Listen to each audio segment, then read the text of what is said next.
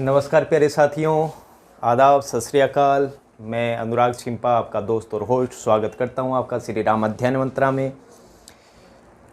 साथियों, सृजन पुस्तक चल रही थी कक्षा 12 हिंदी अनिवार्य, जिसमें कोविड-19 के तहत राज्य सरकार के द्वारा जो अध्याय हटा दिए गए थे और जो अध्याय रखे गए हैं इस सेशन के लिए, उसके 5 अध्याय आपके हैं और 5वां अध्याय मैं करवा चुका हूं और कल शमशेर बहादुर सिंह किया था। अब इसके पश्चात अपने पद्य भाग कर लिया है, गद्य भाग अभी रहा हुआ है, लेकिन उससे पहले अपने एक पुस्तक और लगती है कक्षा 12 में, संवाद सेतु। उसमें कुल 10 अध्याय हैं, जिसमें से 5 अध्याय शुरू के, पहला, दूसरा, तीसरा, चौथा, 5वां, वो कक्षा 11 में लगते हैं। और आगे के जो 5 है, छठा, 7वां, 8वां, 9वां और 10वां, ये 5 अध्याय हैं, वो आपके पुस्तक संवाद सेतु में कक्षा 12 में लगते हैं। और उसी में छठा अध्याय समाचार लेखन है और पुस्तक का नाम है संवाद सेतु, जिसकी आज अपने कुछ चर्चा कर लेते हैं।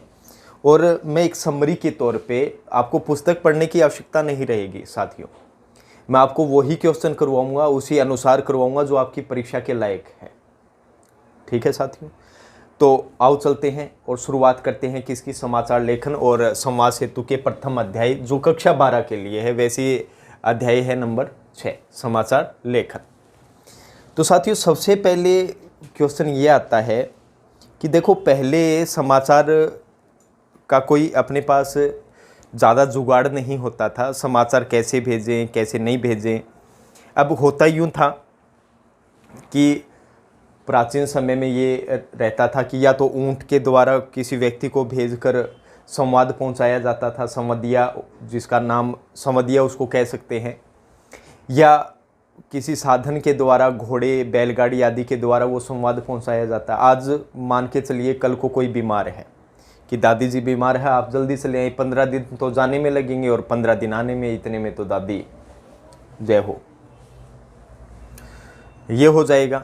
और उस समय यही रहता था साथियों। अब पति आगे आगे चल रहा है और पत्नी तो आपको पता ही है उस समय क्या रहता था, 15 फुट दूरी चलती थी पति से, और जब पीछे रह जाती, आप कल्पना करके देखिए, रेगिस्तान है, धोती कुर्ता पहने हुए और पगड़ी पहने हुए आदमी चल रहा है और पीछे पीछे 15 फीट दूरी पे औरत आ रही है, हाथ में बाजूबंद और सब पहने हुए हैं, और पति जब आगे निकल गया तो वो चिल्लाया, स्वामी स्वामी, कांटो गड्डियो, कांटो गड्डियो। ठीक है, फिर धीरे धीरे वक्त बदला, संवाद कहने के तरीके बदले, फिर धीरे धीरे कहने लग गए, ओ जी सुनते हो, ओ राम लाएगा पापा, चाऊ फणगी। फिर धीरे धीरे और वक्त बदला और ये आपके इंटरनेट माध्यम और ये इलेक्ट्रॉनिक माध्यम आए, और उस समय भी संवाद कहने के तरीके अलग हो गए।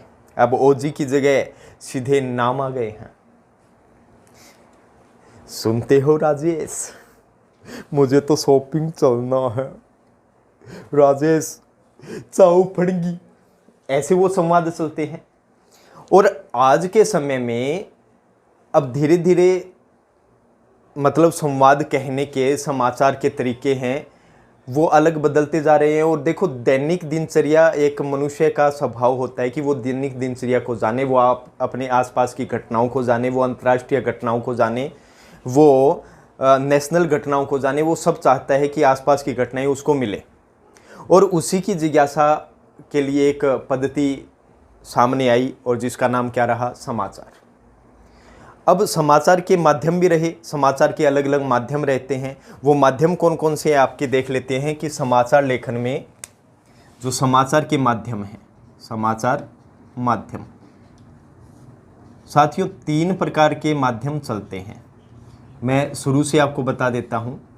एक तो चलता है आपका मुद्रित माध्यम, एक तो ये चलता है आपका मुद्रित माध्यम जो चलता है।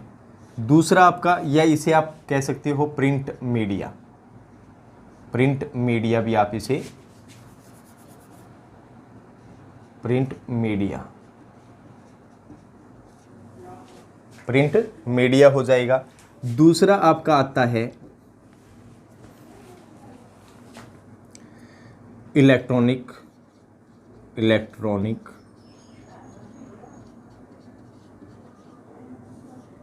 मीडिया, जिसके अंतर्गत किस किस का अध्ययन देखेंगे, अपने छोटे छोटे भागों में अध्ययन देखेंगे। एक तो देखेंगे टीवी का और एक देखेंगे रेडियो का।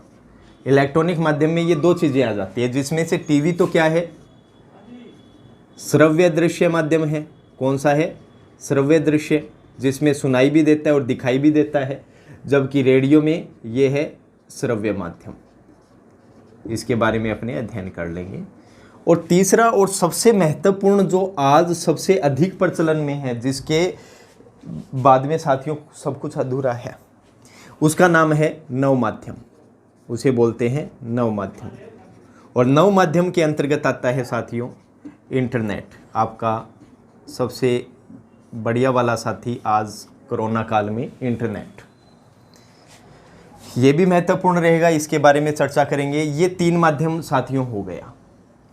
और सबसे बड़ा सवाल उठता है आपका इस समाचार लेखन में कि ठीक है, समाचार लेखन के अपने बारे में पढ़ लिया कि समाचार लेखन क्यों धीरे धीरे बाहर की ओर आया, क्यों समाज को इसकी आवश्यकता रही, उसके माध्यम भी अपनों ने पढ़ लिए। देखो, प्रिंट मीडिया, मुद्रित माध्यम में तो आपके अखबार आ गए, जिसे प्रिंट करके ही लोगों को प्रेषित किया जाता है समाचार या खबरें। इलेक्ट्रॉनिक मीडिया में टीवी, रेडियो आ गए, और नव माध्यम में इंटरनेट आ गए, जिसमें अपने देख भी सकते हैं, सुन भी सकते हैं और पढ़ भी सकते हैं इंटरनेट के द्वारा। अब एक क्वेश्चन आता है, सबसे बड़ा क्वेश्चन है कि समाचार कैसे लिखा जाता है, कैसे लिखा जाता है, ये सबसे बड़ा सवाल है। देखो साथियों, मन में जिज्ञासा तो रहती है कि हम प्रतिदिन अखबार पढ़ते हैं और ये कौन सी शैली अपनाते हैं, कैसे ये अखबार लिखे जाते हैं, कैसे खबरें छापी जाती है, ये प्रश्न बना रहता है। तो साथियों आपको बता देता हूँ, समाचार लिखने के लिए एक सबसे महत्वपूर्ण व प्रसिद्ध शैली अपनाई जाती है, जिसका नाम क्या है? उल्टा पिरामिड शैली। उल्टा, या इसे ऐसे भी लिख सकते हो आप, उल्टा पिरामिड शैली। ये अपनाई जाती है समाचार लेखन में। अब आपसे 1 नंबर का प्रश्न पूछ ले आ जाए कि समाचार लेखन में कैसी शैली अपनाई जाती है, कौन सी शैली अपनाई जाती है, तब आपका उत्तर क्या होगा कि समाचार लेखन में उल्टा पिरामिड शैली को अपनाया जाता है। समाचार लेखन में उल्टा पिरामिड शैली को अपनाया जाता है।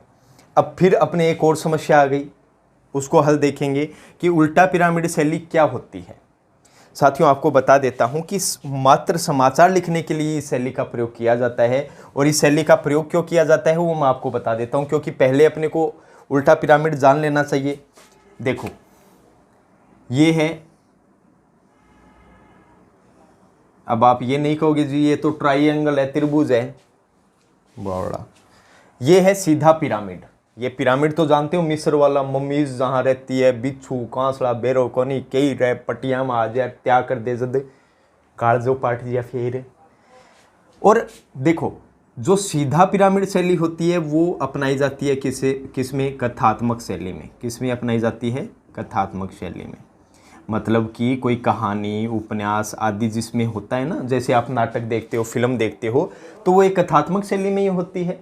और ऐसा क्यों होता है, ये करता है इसके ऊपर डिपेंड। मैं आपको समझाता हूँ कैसे।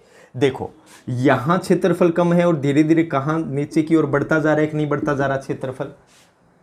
और आपको पता है कि आप एक शब्द के बारे में जानते होंगे जिसका नाम है क्लाइमैक्स। जिसका नाम क्या है? क्लाइमैक्स।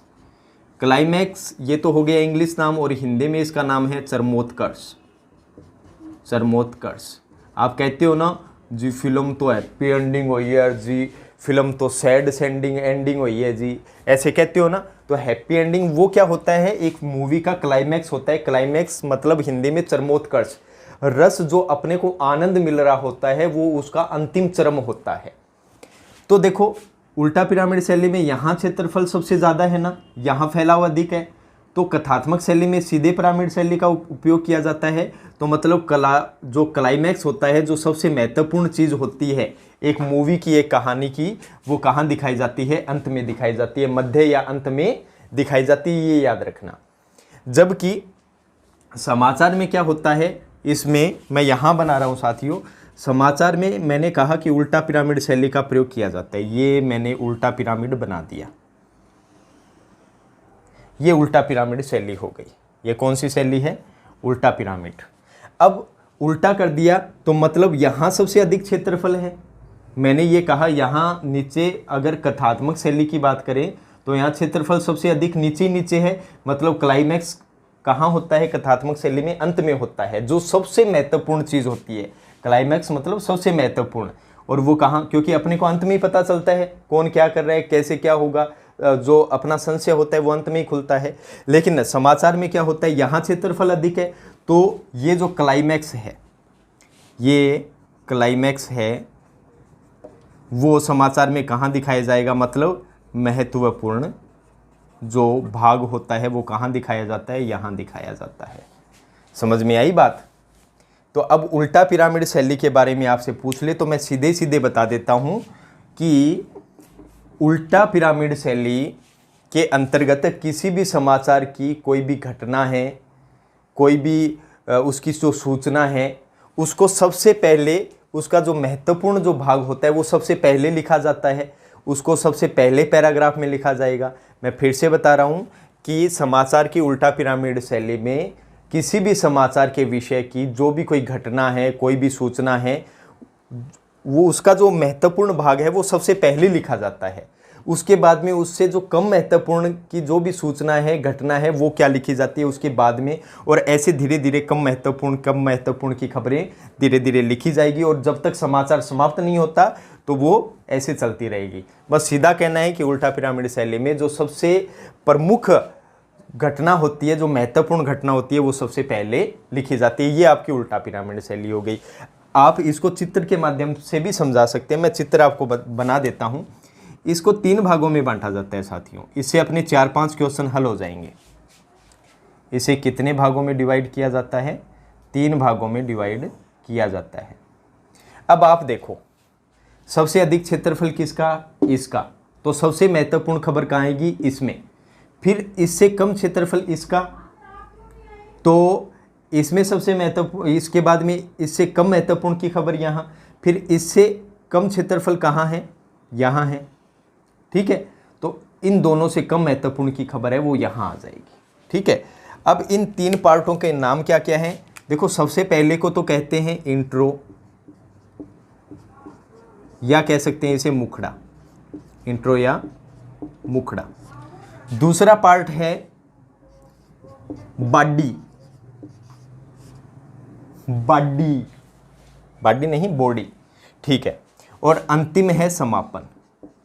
कौन सा है, समापन। अब आप अगर प्रश्न चाहें तो बिना रटे आप सीधे सीधे बता सकते हैं कि उल्टा पिरामिड शैली में सबसे महत्व, किसी भी समाचार के विषय की जो महत्वपूर्ण घटना या सूचना है वो सबसे पहले लिखी जाती है, उसके बाद में उससे कम महत्वपूर्ण की खबर लिखी जाती है, उसके बाद में जब तक समाचार समाप्त नहीं होता तो उससे कम महत्वपूर्ण की खबरें वो चलती रहती है। यही उल्टा पिरामिड शैली होती है। आप चाहो तो ऐसा चित्र बना के ये भी लिख सकते हो कि इसे 3 भागों में बांटा गया है। इसके 3 भागों थे, इंट्रो या मुखड़ा नंबर 1, नंबर 2 बॉडी, और नंबर 3 क्या होता है, समापन होता है। अब ये तो हो गया आपका एक प्रश्न। अब दूसरा प्रश्न आता है, मैं आपको इसी के साथ समझाता रहूँगा। दूसरा प्रश्न होता है कि समाचार के ककार क्या है, समाचार के ककार क्या हैं, ये एक प्रश्न है। या कह सकते हैं समाचार के 6 ककार कौन कौन से होते हैं, समाचार के ककार क्यों होते हैं। तो इससे पहले आप ककार को समझ लो, ककार क्या है। ककार का मतलब होता है कै वर्ण से शुरू होने वाले शब्द, कै वर्ण से शुरू होने वाले शब्द। अगर आपको ये कह दे समाचार के 6 ककार कौन से हैं, तो ऐसे 6 शब्द जो किससे शुरू होते हैं, कै वर्ण से शुरू होते हैं, और समाचार में उन्हीं 6 ककारों का क्या दिया जाता है, जवाब दिया जाता है। देख लेते हैं। अब 6 ककार क्या है मैं आपको बता देता हूं कि किसी भी समाचार को लिखने के लिए, उसका जवाब देने के लिए उससे 6 प्रश्न किए जाते हैं, और वही 6 प्रश्न क्या कहलाते हैं, 6 ककार कहलाते हैं। मैं एक बार फिर से आपको बता देता हूं। देखो होता क्या है कि किसी भी समाचार को लिखते समय 6 सवालों का जवाब देने की कोशिश की जाती है, और वो 6 जवाब कौन कौन से हैं, 6 प्रश्नों के जवाब कौन कौन से हैं। क्या हुआ,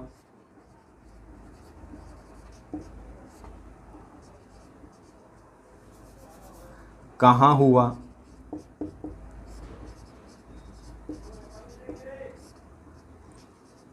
किसके साथ हुआ, किसके साथ हुआ। इसके ब्रैकेट में आप कर सकते हो कौन, क्या हुआ, कहां हुआ, किसके साथ हुआ, कब हुआ।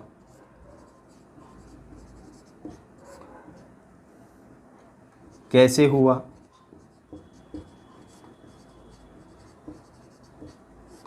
वह क्यों हुआ। तो किसी भी समाचार में, किसी भी समाचार को लिखते समय 6 सवालों के क्या देने पड़ते हैं, जवाब देने पड़ते हैं। क्या हुआ, कहाँ हुआ, किसके साथ हुआ, कब हुआ, कैसे हुआ, वह क्यों हुआ। इसमें देखो क्या, मैं यहां लिख रहा हूं, इसमें क्या, फिर कहां,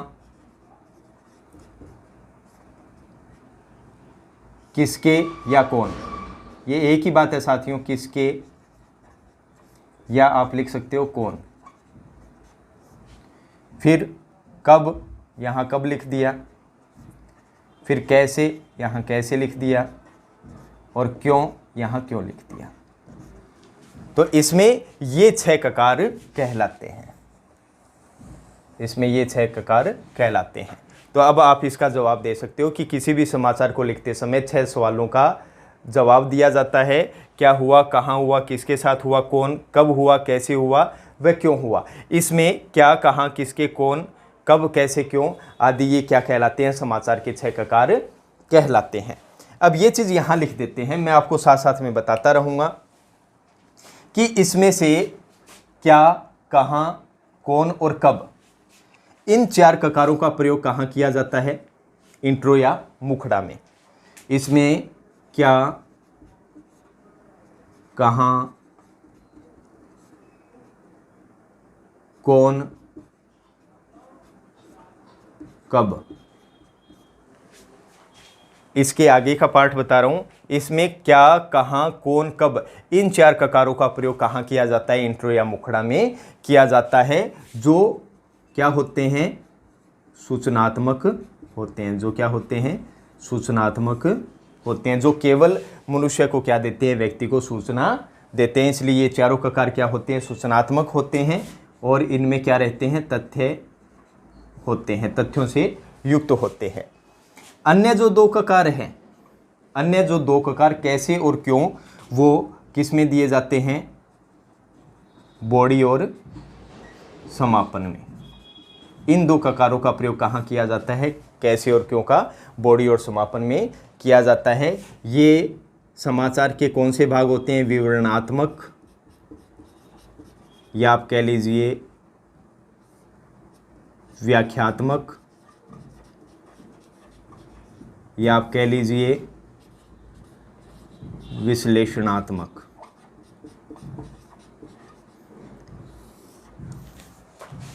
ये हो गए।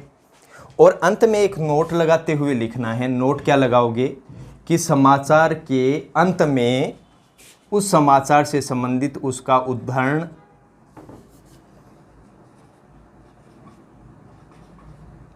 उद्धरण व संदर्भ लिखना होता है। उद्धरण व संदर्भ का मतलब क्या हो गया कि जो समाचार अपने को प्राप्त हुआ है वो कहाँ से प्राप्त हुआ है, किसी व्यक्ति के द्वारा प्राप्त हुआ है, किसी न्यूज़ के द्वारा प्राप्त हुआ है, या किसी स्थानीय व्यक्ति ने उसको बताया, वो चीज़ यहाँ पर आ जाएगी। अब सीधे सीधे मैंने आपको 6 ककार बता दिए हैं, तो एक बार फिर आपको बता देता हूँ। किसी भी समाचार को लिखते समय कुछ 6 सवालों का अपने को जवाब देना पड़ता है। क्या हुआ, कहाँ हुआ, किसके साथ हुआ, कौन कब हुआ, कैसे हुआ, वह क्यों हुआ।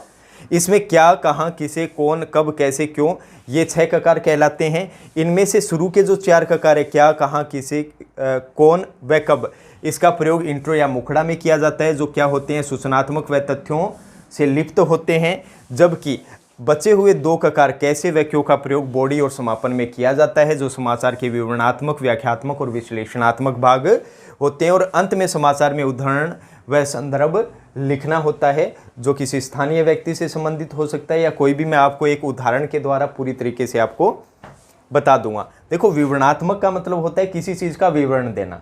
मान के चलिए कि एक स्कूटी पे 2 लड़कियां जा रही थी और अचानक उन्होंने टक्कर मार दी, किसमें, ट्रक में, और ट्रक में मारते ही ऑन द स्पॉट दोनों लड़कियों की हो गई मौत। तो अब ये तो हो गया मुख्य मुख्य, क्या हुआ, एक्सीडेंट हुआ, कहाँ हुआ, ऐसी ऐसी रोड पे हुआ, कौन थी, 2 लड़कियां थी, कब थी, प्रातः 6 बजे थी। ये सिर्फ सूचनात्मक भाग हो गया।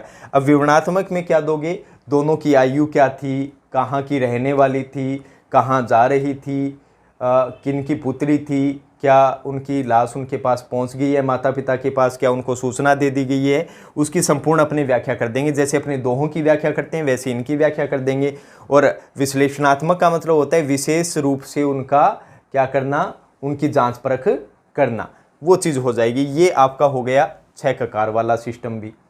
अब आप कहो सर कि भैया एक उदाहरण देकर समझा दो, तो मैं आपको एक उदाहरण देकर समझा देता हूँ। ये आप देख लो, ये चाहो तो इसका स्क्रीनशॉट ले लीजिए, चाहो तो आप लिख लीजिए।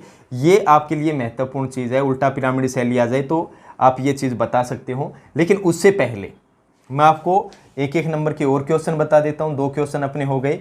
अब एक क्वेश्चन ये बन सकता है, इंट्रो या मुखड़ा क्या है, बॉडी क्या है, समापन क्या है। इन तीनों को एक साथ भी पूछ सकते हैं और अलग अलग भी पूछ सकते हैं। जैसे इंट्रो या मुखड़ा क्या है, तो आप क्या बताओगे कि इंट्रो या मुखड़ा समाचार का सबसे महत्वपूर्ण भाग होता है। इसमें सब तथ्य समाहित होने चाहिए, जितने भी आंकड़े हैं वो क्या होने चाहिए, समाहित होने चाहिए। इनमें सब सूचनाएं सम्मिलित रहनी चाहिए। और इंट्रो और मुखड़ा जब समाचार का महत्वपूर्ण भाग होता है तो ये कैसा होना चाहिए, प्रभावोत्पादक होना चाहिए। प्रभावोत्पादक मतलब प्रभाव उत्पन्न करने वाला होना चाहिए। पढ़ने वाला जो भी हो उसके अंदर प्रभाव उत्पन्न होना चाहिए।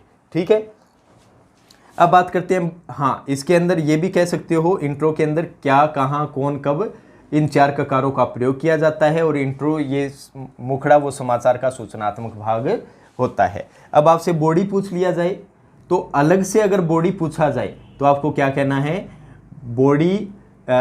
बॉडी के अंदर इंट्रो या मुखड़ा से जो कम महत्वपूर्ण की खबरें होती है वो बॉडी में क्या की जाती है, लिखी जाती है। इसमें कैसे और क्यों का प्रयोग किया जाता है, यह समाचार का कैसा भाग होता है, विवरणात्मक भाग होता है या व्याख्यात्मक भाग होता है। जबकि समापन, इसमें इंट्रो, मुखड़ा और बॉडी से जितनी भी कम महत्वपूर्ण की खबरें होती है वो समापन में लिखी जाती है, तथा इसमें समाचार का उद्धरण व संदर्भ लिखा जाता है। ये अलग अलग आप जवाब दे सकते हो। ऐसे आपके 3, 4, 5 क्वेश्चन बढ़िया वाले तैयार हो गए हैं। मैं आपको उदाहरण दे देता हूँ, ये आप स्क्रीनशॉट ले लीजिए। ये स्क्रीनशॉट ले लेना, मैं आपको अब उदाहरण बता देता हूँ, यहाँ लिख देता हूँ। अब अच्छे से समझ में आ जाएगा आपको। ये नीचे वाला आप याद रखना। हाँ, आप ये भी बता सकते हो उल्टा पिरामिड शैली के अंतर्गत कि उल्टा पिरामिड शैली में क्या होता है कि सबसे महत्वपूर्ण की खबरें लिखी जाती है सबसे पहले, उसके बाद में कम महत्वपूर्ण की खबरें लिखी जाती है। जबकि कथ्यात्मक शैली में क्या किया जाता है, जो क्लाइमेक्स होता है वो मध्य या अंत में रखा जाता है। जबकि समाचार जो उल्टा पिरामिड शैली होती है उसमें क्लाइमेक्स सबसे शुरू में रखा जाता है, महत्वपूर्ण खबरें शुरू में रखी जाती है। ये आपकी उल्टा पिरामिड शैली हो जाती है। अब एक उदाहरण है, उदाहरण क्या है, हनुमानगढ़ के भादरा में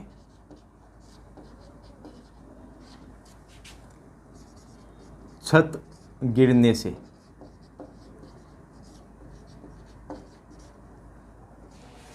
चार लोगों की मृत्यु,